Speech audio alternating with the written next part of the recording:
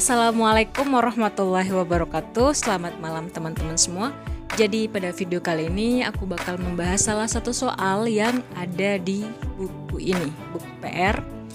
Di buku PR biologi ini cukup menarik karena dia sudah mengadopsi pendekatan STEM di sini, kemudian juga bisa digunakan untuk melihat kompetensi minimum peserta didik.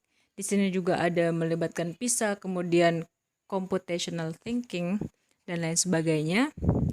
Nah, pendekatan STEM itu seperti yang kita tahu, pendekatan STEM itu merupakan pendekatan yang sedang tenar-tenarnya karena dia menggabungkan beberapa hal di situ. Ada science, kemudian teknologi, kemudian engineering, sama mathematics.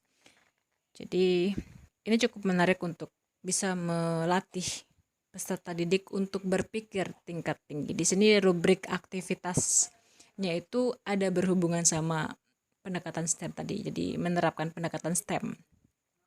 Oke, kita coba bahas soal yang ada di buku ini yang berkaitan dengan soal ekosistem. Oke, saya ambil random soalnya. Jadi ini berhubungan dengan satuan makhluk hidup penyusun ekosistem. Soalnya berbunyi sebagai berikut. Sekelompok sapi dan kambing di padang rumput yang saling berinteraksi akan membentuk satuan makhluk hidup, yaitu ada 5 pilihan, A. Bioma, B. Individu, kemudian C. Populasi, D. Ekosistem, dan E. Komunitas. Untuk kalian yang mungkin sudah pernah pelajari hal ini, pasti gampang dong bakal udah kejawab opsi mana yang benar. Nah, kata kuncinya di sana adalah sekelompok sapi dan sekelompok kambing yang saling berinteraksi. Jadi, kalau interaksi antara populasi itu masuk ke dalam komunitas. Nah, satuan makhluk hidup penyusun ekosistem itu ada sekitar 6 level, kita bisa bilang seperti itu. Level paling bawah adalah individu. Nah, individu ini merupakan satuan fungsional terkecil penyusun makhluk hidup. Kemudian contohnya itu misalnya seekor sapi, seekor kambing, seekor gajah, seekor tikus, seorang manusia, dan lain sebagainya. Kemudian pada level di atasnya itu yang kedua itu ada populasi. Nah, populasi ini adalah kumpulan individu sejenis yang tinggal di tempat yang sama dalam kurun waktu yang sama, dan kalau misalkan melakukan perkawinan itu akan menghasilkan keturunan yang subur. Contoh sepopulasi ini misalnya sekelompok sapi, sekelompok kambing, sekelompok gajah, sekelompok manusia, dan lain sebagainya. Kemudian level yang ketiga di atasnya lagi itu ada komunitas. Nah, komunitas ini adalah kumpulan populasi yang saling berinteraksi. Misalnya tadi populasi kambing, sekelompok kambing sama sekelompok sapi saling berinteraksi. Misalnya juga yang lain, contohnya sekelompok manusia berinteraksi dengan sekelompok monyet misalnya. Atau misalnya sekelompok harimau berinteraksi dengan sekelompok zebra, itu adalah contoh komunitas. Nah, kemudian level keempat ada ekosistem. Ekosistem ini adalah kumpulan komunitas beserta lingkungan hidupnya yang kemudian akan menyebabkan terjadinya hubungan timbal balik. Jadi di dalam ekosistem ini ada interaksi antara komponen hidup dengan yang hidup atau biotik dengan biotik, dan ada komponen atau interaksi antara komponen hidup dengan yang tidak hidup, yaitu biotik dengan abiotik.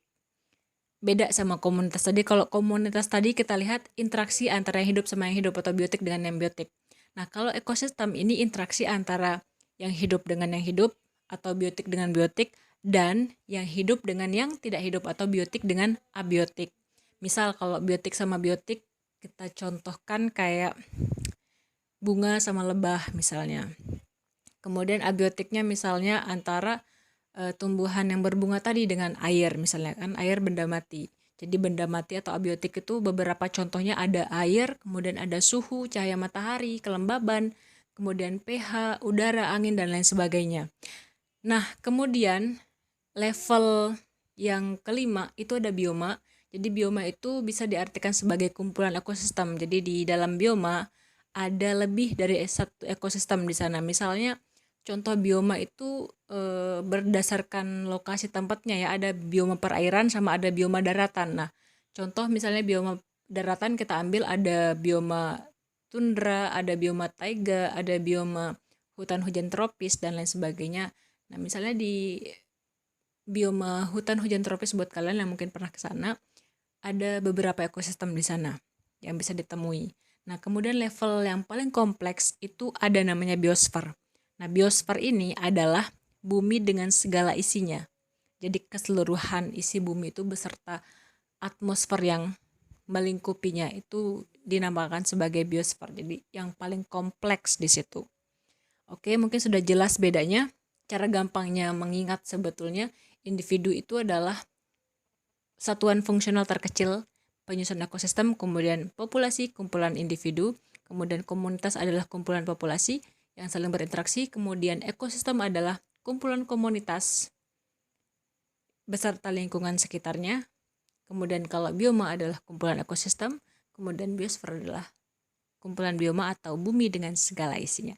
Sekian pembahasan soal hari ini, semoga bisa dipahami, dan kalau misalkan kalian punya soal yang lain silakan komentar di kolom komentar. See you next time. Assalamualaikum warahmatullahi wabarakatuh.